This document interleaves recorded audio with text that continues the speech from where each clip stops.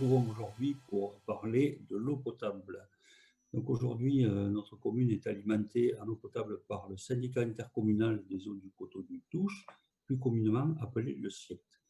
Le Muretin Agglo souhaite donc quitter ce syndicat, puisque 14 communes du Muretin Agglo sont actuellement donc adhérentes à ce syndicat. Jean-Claude, peux-tu nous donner un peu plus d'éclaircissement, s'il te plaît? Alors d'abord une précision, c'est pas souhaite, mais ils l'ont fait. Le Muretais Agglo a pris une délibération pour sortir du SIECT. Il faut savoir que la compétence eau revient au Muretais Agglo, mais le Muretais Agglo a décidé de laisser les communes le gérer quand même comme ils le voulaient. Donc nous, on dépend du SIECT, et comme le Muretais Agglo s'en est retiré, on peut soit rester au SIECT, soit en sortir. Si on en sort, on a la possibilité d'aller sur le SAGE ou sur Réseau 31, qui sont deux autres syndicats. Précision importante, on reste dans le domaine du service public, pas question de basculer sur une entreprise du secteur privé. Est-ce qu'au niveau du prix de l'eau, pour nos concitoyens, cela va changer quelque chose? Alors, ça devrait, pour la majorité d'entre nous, ça devrait, puisque le SIECT a un prix de l'eau qui est relativement élevé et n'a fait aucun effort sur les 6 dernières années, et ils ont déjà prévu les augmentations sur les années à venir. Le SAGE et Réseau 31 ont un prix de l'eau inférieur qu'il faut moduler en fonction des consommations.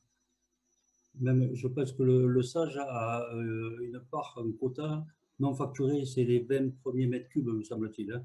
Oui, alors ça c'est des obligations qui sont légales. Pour l'accès à tous à l'eau, les premiers mètres cubes doivent être gratuits. Réseau 31, je pense, le fait aussi, le SAGE le fait, et le SIEC ne le faisait pas. Au niveau des travaux et du financement des travaux, comme donc ça va se dérouler prochainement, comme j'en ai déjà parlé sur la route de Tarbes, comment ça fonctionne aujourd'hui avec le SIECT? Est-ce que tu peux nous en dire plus? Alors, on va d'abord définir le cadre légal. Le cadre légal dit que c'est l'eau qui paye l'eau. Donc, c'est-à-dire que c'est avec les factures que les travaux sont payés. On n'a pas à demander à des communes de financer des travaux. Il se trouve que le SIECT l'a fait pour l'aménagement des portes du Gers, et que c'était aussi un des arguments pour qu'il n'y ait pas des canalisations suffisantes qui soient réalisées pour Aigolongo. Donc avec les deux autres syndicats, on reviendrait à l'application de la loi.